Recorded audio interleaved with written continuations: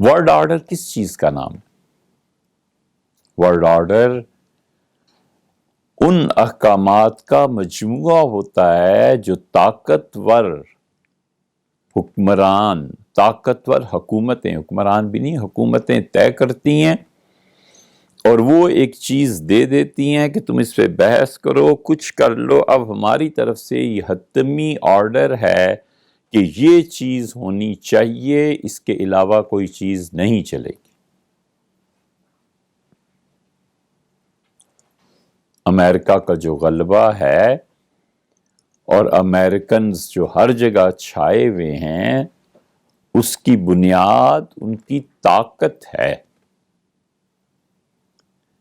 وگرنہ نظریاتی اعتبار سے انہوں نے جو ورلڈ آرڈر دیا، اس ورلڈ آرڈر کو چیلنج کون کر سکا؟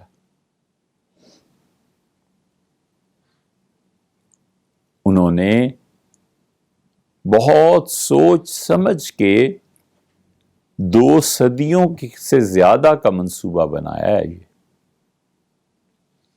طاقت کا حصول اور طاقت کی بنیاد پر دنیا میں اپنا مخالف فریق نہ رہنے دینا۔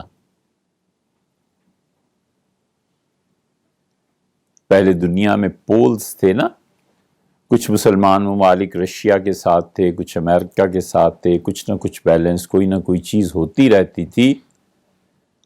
انہوں نے چنا اور ٹھیک ان کے جو صاحبان علم تھے، انہوں نے پورے منصوبے کے تحت مذہب کو چنا، اور انہوں نے کہا کہ جہاد کے نام پہ ان کو لڑاؤ اور دنیا میں اپنی اپوزیشن کو ختم کرو۔ اس بھرپور تاریکی میں کیا مولوی اور کیا فقیہ اور کیا بزرگ اور کیا عامی، سب کے سب بہہ گئے، اور افغانستان اور پھر وہ سارا قضیہ ہوا۔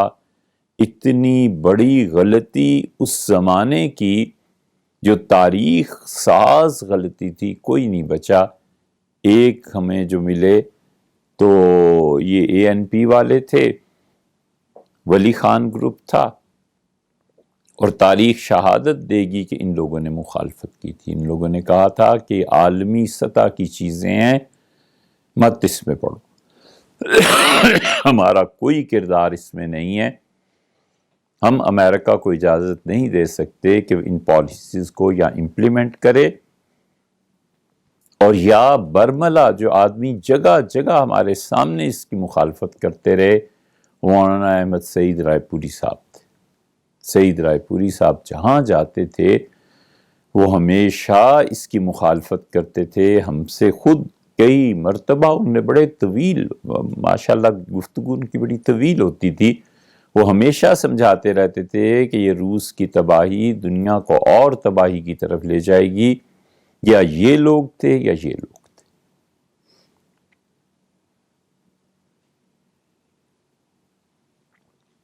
اور تیسرا طبقہ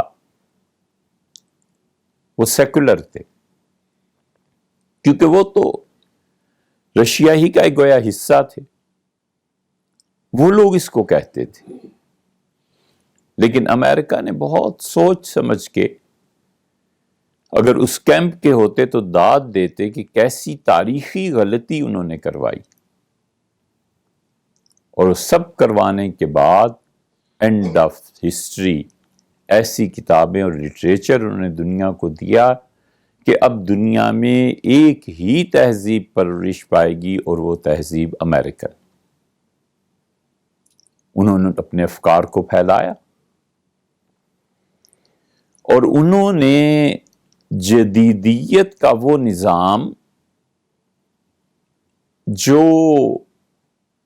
صدیوں سے چلا آ رہا تھا، اس کی ترویج کو مزید ترقی دی۔ جدیدیت کے نظام میں وہ پورا ایک نظام ہے، اور ایسا نظام ہے ماڈرنزم، جدیدیت، انلائٹنمنٹ، یہ لفظ بہت استعمال کرتے تھے مشرف صاحب، جو مشرف کے خلاف اٹھ کھڑے ہوئے تھے، اب اپنا اقتدار جب آیا تو انہوں نے ہی روک دیا کہ مشرف کو کچھ نہ کہو۔ عجیب تضادات ہیں۔ اور انلائٹنمنٹ کے الفاظ انہیں ہوا بھی نہیں لگی اس کی، لیکن پورے کا پورا نظریہ اس بات پر قائم ہے کہ بنیادی طور پہ اس کائنات میں جو تصور ہے زندگی کا وہ بدلو۔ ایک ہے روایت کا علم، اور روایت کے علم میں ہمیشہ 3 چیزیں رہیں جب سے یہ کائنات اللہ نے بنائی اور انسانوں کو شعور بخشا ہے۔ 3 چیزوں کا علم ہر تہذیب میں رہا ہے، اور اس کے علاوہ دنیا کبھی بھی نہ امن پا سکی ہے نہ پائے گی۔ ان 3 روایات میں، ان 3 چیزوں میں بنیادی طور پر انلائٹنمنٹ نے بنیادی طور پر سرمایہ دارانہ نظام نے ایک پر بالکل انہوں نے تیغ چلا دی ہے، اس کو اکھاڑ کے رکھ دیا ہے، اور دنیا ہمیشہ اچھائی میں رہی جب تک وہ انسان اور خدا اور شعور ان 3 چیزوں کو وہ دیکھتے رہے۔ میں خود کیا ہوں، میرا شعور مجھے کس چیز کی دعوت دیتا ہے،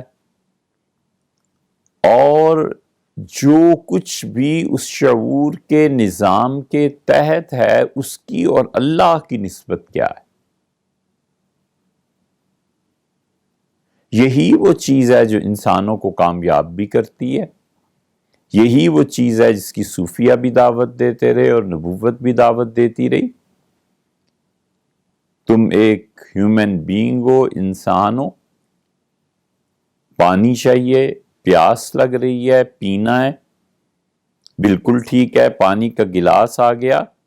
اب پینا کیسے ہے؟ ایک بچہ ہے جس کے ذہن میں یہ ہے کہ شریعت نے مجھے یہ بتایا ہے کہ میں پانی بیٹھ کے پیوں، یہ بیٹھ کے پانی پیتا ہے۔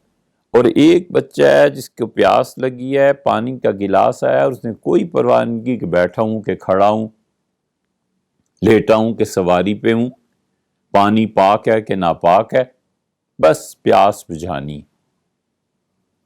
اس میں اور اس میں بنیادی فرق یہ جو اللہ کی بات ہے نا سوچنی کہ مجھے بیٹھ کے پانی پینا ہے، یہ فرق ڈالتی ہے۔ یہ بتاتی ہے کہ وہ کس کیمپ سے ہے، یہ بتاتی ہے کہ وہ کہاں جڑا ہوا ہے، یہ بتاتی ہے کہ اس کا نقطہ نظر کیا ہے، یہ بتاتی ہے، اور اس کی پوری زندگی، اور آہستہ آہستہ یہی افراد جب معاشرہ بنتا ہے تو پورے معاشرے کی تشکیل کر دیتے ہیں کہ ہمارا تعلق کہاں سے۔ یہ اتنا طاقتور عنصر ہے کہ پوری تہذیب کا فیصلہ ہو جاتا ہے۔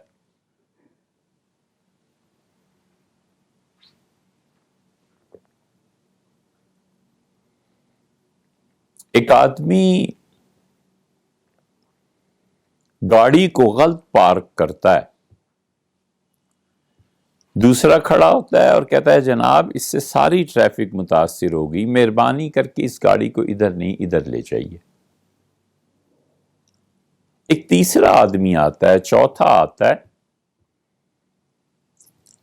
یا تو وہ دیکھ کے خاموشی سے گزر جاتے ہیں، یا وہ کہتے ہیں کہ بھی تم غلط کہہ رہے ہو، ٹھیک گاڑی پارک کی ہے، آزادی ہے، گراؤنڈ ہے، جس کا جی چاہے پارک کرے، تمہیں کیا لگتا ہے اس سے؟ اور ایک آدمی کہتا ہے کہ جو تمہیں ٹوک رہا ہے یہ ٹھیک کر رہا ہے، ہم اس مجموعی نظام کو بگاڑ لیں گے۔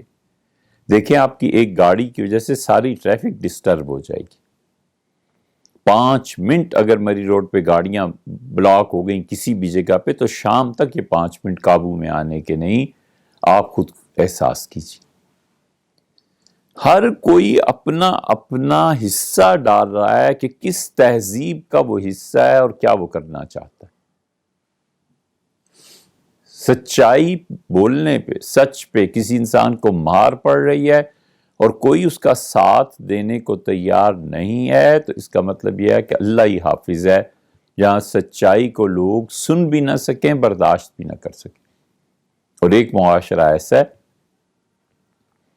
جہاں پہ سچائی اتنی زیادہ محسوس ہوتی ہے، اس کی نوعیت ہے کہ ایک آدمی لائن توڑ کے ٹکٹ لینے چلا جائے تو پوری لائن والے چیخنے لگتے ہیں کہ کیا کر رہے ہو، تمہارا نمبر پیچھے ہے.